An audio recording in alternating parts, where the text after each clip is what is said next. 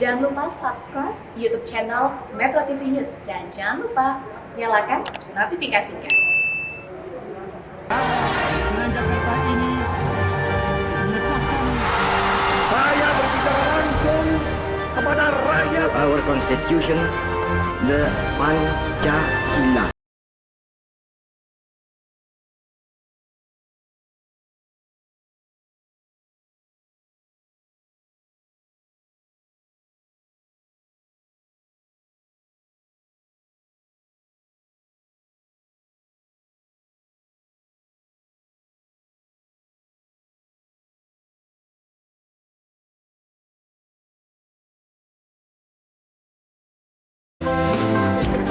Bang, apa kabar, Bang?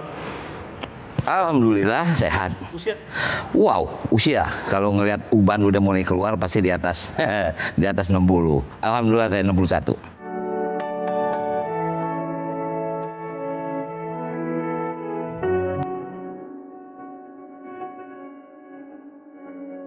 Saya lahir di Kemayoran, di Gang 7. Ya kalau orang dengar Kemayoran pasti akan tahu sentral. Pasar Senen itu sentral kan. Nah dulu nggak jauh dari Pasar Senen itu ada bioskop, namanya bioskop Rex. Di sebelah Rex itu ada restoran Padang. Nah itulah tempat berkumpulnya para seniman. Yang hampir semua adalah dreamer, pemimpi semua. Mereka berlatih tiap hari tapi nggak pernah pementasan.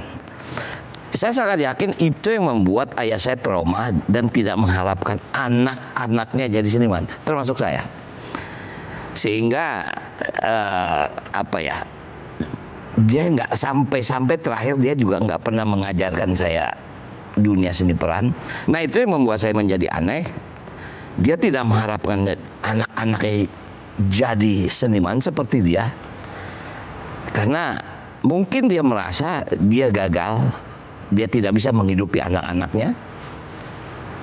Memang harus saya katakan jujur, ya dalam tanda kutip, kita memang bukan keluarga miskin, tapi mungkin kita keluarga yang bersahaja. Saya punya TV tapi nggak punya listrik. Nah ini juga menarik. Saya punya TV di rumah, tapi di rumah kita nggak punya listrik. Karena waktu itu jujur tidak sanggup bayar listrik.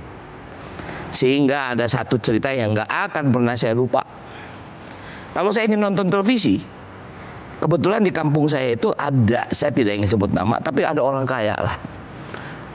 Orang kaya ini ya tempat orang-orang kampung itu nonton TV. Nah tapi artinya kalau mau nonton TV di rumah itu, kita harus bayar karena dia punya toko, dia punya warung.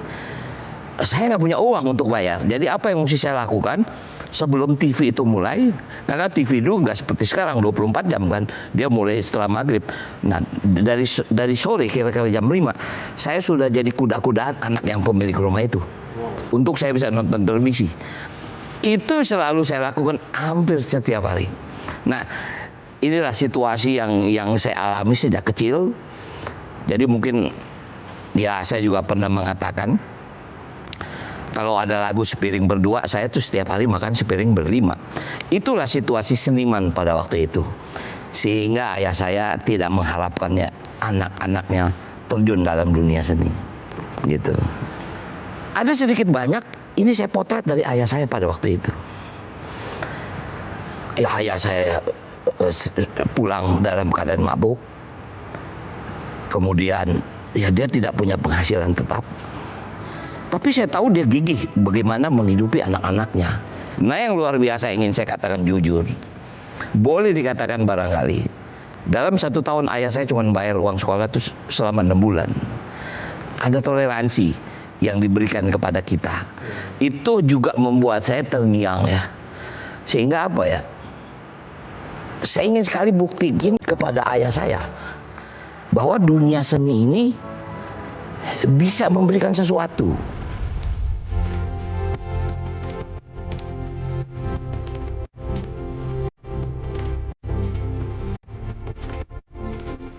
Tapi yang luar biasa, ayah saya nggak pernah mau ngajarin saya acting.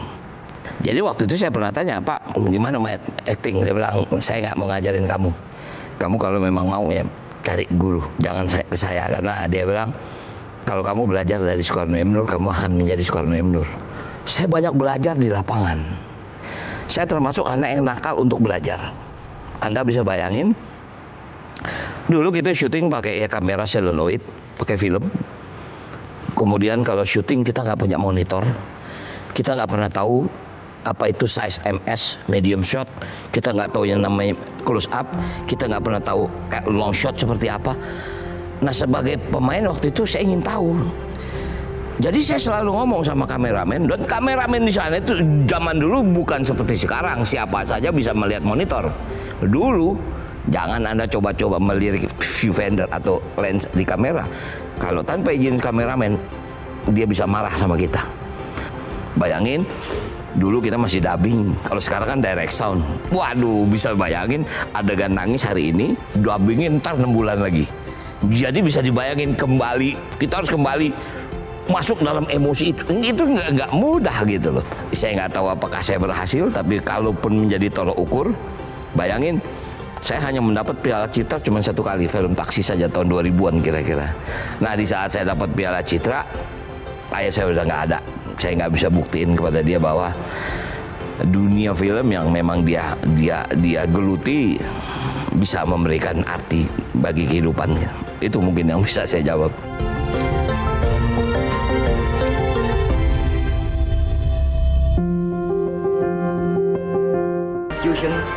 The Pancasila. Aku nggak pernah tahu honorku berapa.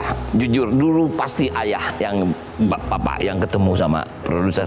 Saya nggak pernah tahu. Saya pernah tahu tapi nggak tahu berapa besarnya sih. Tapi Anda bayangkan, saya sebagai seorang yang terkenal, saya waktu itu tinggal di Bogor. Tapi sekolah saya di SMA 6 Jakarta. Saya tuh naik bus, saya naik kereta ke sekolah. Artinya saya sanggup bisa beli mobil, tapi ayah saya nggak pernah kasih karena belum lulus SMA. Setelah SMA selesai barulah dia ini waktu kamu untuk mengurus sendirilah. Dulu bukan jadi manajer gitu, tapi selalu yang berhadapan dengan produser pasti ayah.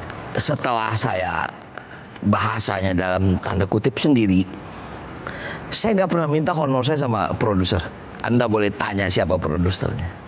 Jadi ya saya minta maaf mungkin kalau saya boleh sebut ada Pak Ram, ada Pak Om Gop segala macam. Siapalah produsernya. Jadi artinya saya nggak pernah minta honor saya, terserah Anda menyediakan anggaran. Kalau saya pikir cocok ya cukup. Kalau kurang saya bilang yang film kemarin bisa dapat segini, bisa nggak? Ya kalau bisa sama atau minimal tambahin deh. Itu yang bisa saya bertahan 50 tahun di dunia film. Itu yang selalu membuat saya pusing juga kalau saya jadi produser. Ini pengalaman menarik, saya bikin sinetron Sidul. Saya harus bicara dengan Benyamin. Siapa yang kenal Benyamin? Benyamin produser bintang besar, sutradara. Sampai Benyamin meninggal, dia nggak pernah minta honor sama saya. Saya tahu bagaimana menghargai dia. Jadi waktu itu dengan keberanian yang ada, saya bawa skenario Sidul. Saya datang ke rumah dia, minta tolong ini ada ini mau ya kalau diterima di TV saya mau bikin ini. Dia baca, ya udah. Gimana ya udah, gue nolong lo. Nggak pernah dia minta. Kalau dia nyebut pasti saya nggak sanggup bayar. Nggak sanggup saya bayar. Tapi begitulah, alhamdulillah. Jadi begitu selesai pun, kalau mau dibilang lucu, kelar syuting Sidul sampai 1-6 saya datang ke rumahnya ini ada aduh apa ya, ini ada duit segini berapa ya, ini waktu baru 6 episode saya nggak mau nyebut. Ya udah cukup, lo ada untungnya nggak? Ada, alhamdulillah waktu itu saya bikin Sidul, maaf sampai hari ini saya nggak pakai cincin kawin karena termasuk itu yang saya gade. Jadi saya bikin Sidul itu, saya jual rumah, saya jual mobil, nggak tahu saya punya duit bisa bikin Sidul 6 episode. Sidul itu memang bukan cerita kebudayaan, dia tidak bercerita tentang tari menari gitu. Tapi sebetulnya Sidul itu sebetulnya konsep pemikiran pola pikir modern dengan tradisi. Modern ada pada Sidul, tradisi ada pada Babe. Sebetulnya konsepnya itu. Nah itulah di saat Babe meninggal, aduh, saya nggak tahu ya. Saya masih ingat saya pegang satu acara di sebuah stasiun televisi live. Waktu itu di Candi Prambanan. Mungkin selesai sampai jam 12 malam. Habis itu saya tidur. Pagi-pagi jam 6, saya baru tidur jam 4 kira. Jam 6 Babe nelpon. Nelponnya juga aneh. Pokoknya kalau ada apa-apa sama Sidul, lu terusin ya. Gue bilang, Be, apaan sih? Gue lagi mau tidur nih.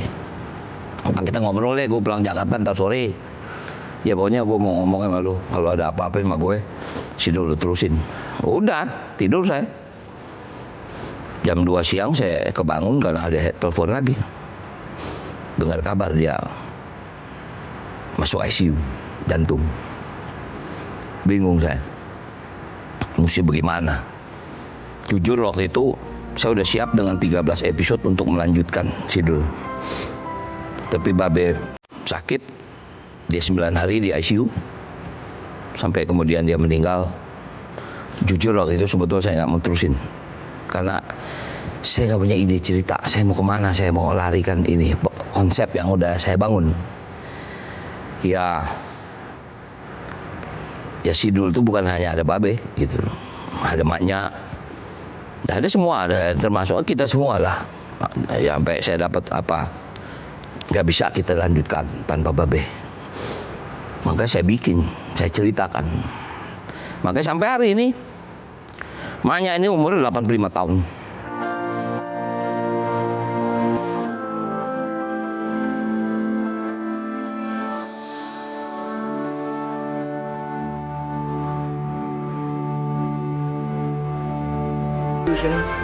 Le Pancasila.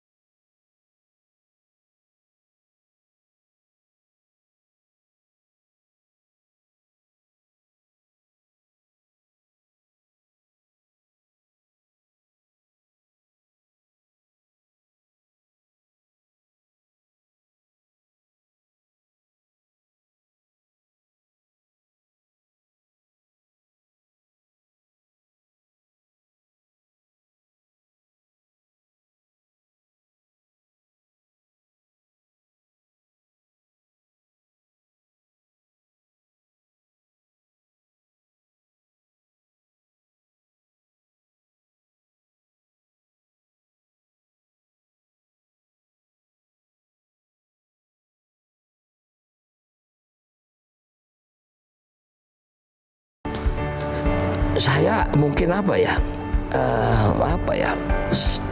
keinginan saya untuk membahagiakan ayah saya bahwa seni atau film ini bisa memberikan sesuatu.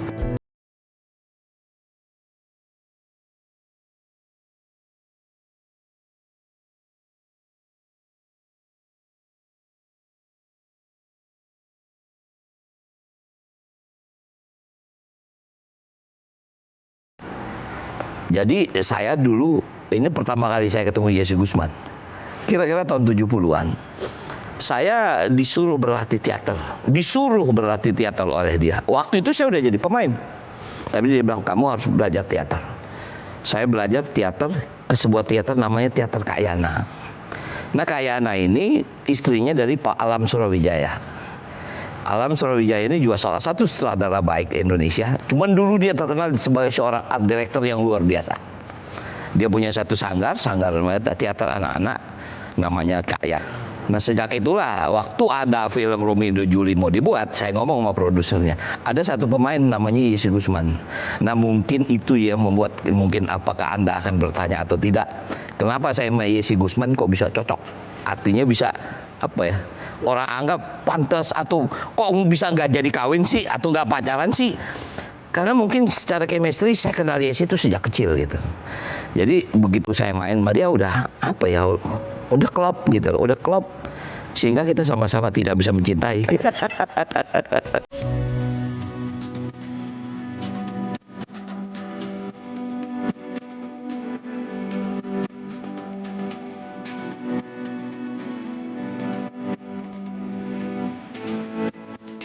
Sekarang saya udah 61 tahun. Ya, berapa tahun lagi sih umur saya? Saya ingin manfaat gitu loh, apa yang bisa saya sampaikan.